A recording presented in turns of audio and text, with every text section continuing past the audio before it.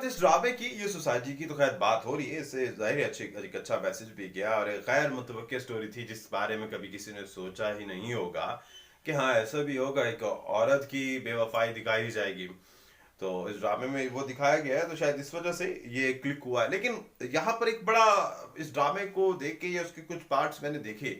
तो एक society member होने के नाते मेरे जहन में ये सवाल आया, और ये सवाल मैं आपके सामने भी रखता हूँ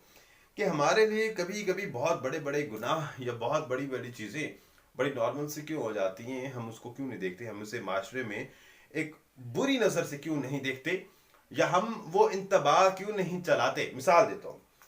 इस ड्रामे में आप सिगरेट नोशी करते हुए कैरेक्टर्स को देख रहे हैं, नीचे डिस्क्लेमर चलेगा, इंतबा चलेगा कि सिगरेट नोशी सेहत के लिए मुज़र है। या मिसाल ले लेते हैं कि शराब नोशी अगर कोई किरदार कर रहा है तो उस किरदार के नीचे लिखा हुआ आएगा पट्टी में कि शराब नोशी आपकी सेहत के लिए मुज़र है, या गुनाह है, या कुछ भी है।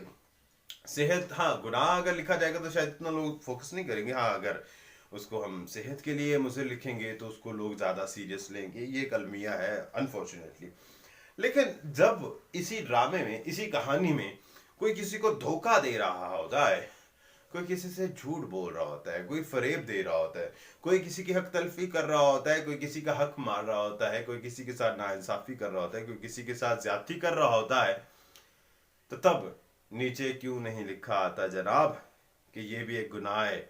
ये भी अनएथिकल है, ये नॉर्म्स के खिलाफ है, ये इस्लाम के खिलाफ है, या मजहब के खिलाफ है, सोसाइटी के खिलाफ है, माशरे के खिलाफ है। हमें ये भी तो लिखना चाहिए। क्यों क्यों नहीं लिखते? शायद इसलिए नहीं लिखते कि ये हमारे सोसाइटी का हिस्सा बन चुका है, ये हम सब के लिए एक आम सी बात बन चुकी है, किसी को धोखा देना, किसी से झूठ बोलना, किसी को फरेब देना। तो मेरे ख्याल से अब इतनी अखलाकी जुर्रत हम में होनी चाहिए कि हमें अब ये भी लिखना चाहिए कि ये भी आपकी सेहत के लिए मुज़िर है और ये आपके लिए नुकसानदेह है, या ये गुनाह है। अब इसमें जो स्टोरी में खासतौर पे जो बात औरत के धोखे की बात आई है, और खलील रहमान कमर साहब हमेशा ज़्यादातर औरत का करेक्टर लिखते हैं और बड़ा अच्छा लिखते हैं। लेकिन गुज़िश्ता कई रोज़, एक हफ्ता पहले तकरीबन एक इंटरव्यू आया जिस पर काफ़ी बहस भी हुई, कई रोज़ से ये बहस जारी रही, और वो ये है कि खलील रहमान कमर साहब ने एक इंटरव्यू दिया, और इस इंटरव्यू में जब उनसे ये इस्तफसार किया गया कि गालिब और इकबाल बड़े शायर हैं, लेकिन वो भी सोचते थे कि हाँ जी इसमें अभी तरमीम की ज़रूरत है, इसमें अभी कमी है, इसको अभी पूरा करना, उनके अशार की बात कर रहे थे। लेकिन खलील रहमान कमर साहब ने कहा नहीं, मुझे तो पूरा आता है। तो इस चीज़ में मैं ये समझता हूँ, मैं ये नहीं कहता कि वो, नो डाउट वो आला पाए के राइटर हैं, आला पाए के शायर हैं, लेकिन उनसे जो मामलात कुछ, एक तो एक शेर से भी था, एक हमारे दोस्त हैं हमजा, उन्होंने भी इसका जिक्र किया, उनके वो शेर जो आपके टाइटल सॉन्ग सुनते हैं जिसको लिखा भी खलील रहमान कमर साहब ने है,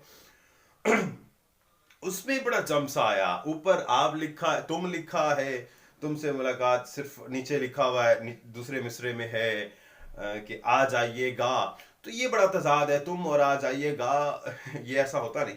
दूसरी चीज़ जो है, उन्होंने जो मुकम्मल की बात की है, तो मेरे ख्याल से मुकम्मल तो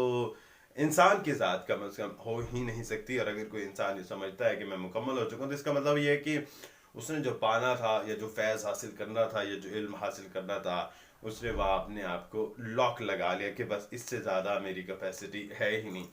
तो मैं तो यही कहूँगा, मशवरा भी है कि आप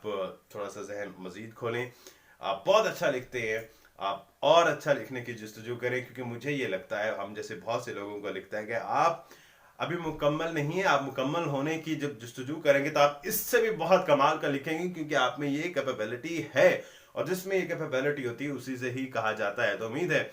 आने वाले जो ड्रामे होंगे वो इससे भी अच्छे होंगे और बहुत कमाल के होंगे। नो डाउट ये भी बड़ा कमाल है। आखिरी किस्त में क्या होने वाला है इसका सबको इंतजार है, और ये मैं आपको बता दूं, कुछ अच्छे की उम्मीद ना रखिएगा। थोड़ी सी साइकी हमने भी देखी है और समझी भी है, तो आप ये ना समझिएगा कि हैप्पी एंडिंग होने वाली, नो, कोई हैप्पी एंडिंग नहीं होने वाली। साथ ही रहिए।